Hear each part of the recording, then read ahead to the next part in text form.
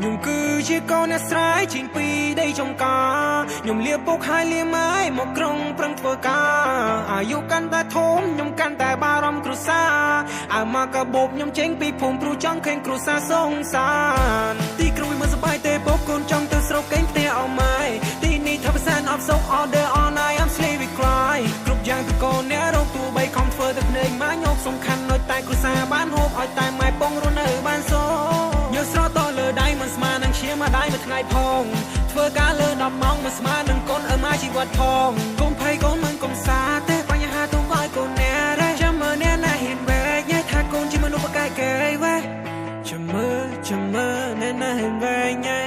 ចាំមើលអ្នកណាខ្ញុំគឺជាកូនអ្នកស្រែចេញពីដីចំការខ្ញុំលៀបពុកហើយលៀម៉ាយមកក្រុងប្រឹងធ្វើការអាយុកាន់តែធំខ្ញុំកាន់តែបារម្ភគ្រួសារអាមកកាបូបខ្ញុំចេញពីភូមិព្រោះចង់ឃើញគ្រួសារសងសា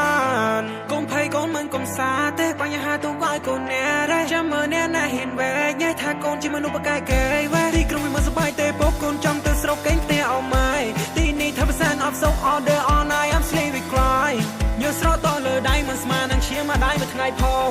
ធ្វើការលើ10ម៉ោងមិនស្មើនឹងកូនអើម៉ាជីវិតផង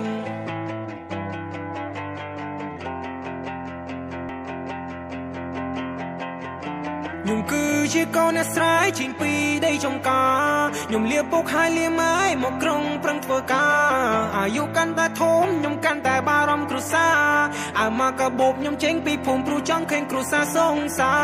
នទីក្រុងមិនសប្បាយទេពុកកូនចង់ទៅស្រុកកេងផ្ទះអស់ម៉ែទីនេះថាភាសាអបសោក order all night I'm slave cry គ្រប់យ៉ាងទៅកូនអ្នករកទូបីខំធ្វើតែភ្នែកម៉ាញោកសំខាន់នៅតែគ្រួសារបានហូបឲ្យតែម៉ែពងរស់នៅបានសញើស្រតលើដៃមិនស្មើនឹងឈាមមកដៃមួយថ្ងៃផងធ្វើការលើ10ម៉ោងមិនស្មើនឹងកូនអើម៉ាជីវិតផងកុំភ័យកូនមិនកុំសាទេបញ្ហាទុំឲ្យកូនអ្នកដែរចាំមើលអ្នកណាហ៊ានវែកញ៉ៃថាកូនជាមនុស្សបកែកែវ៉េ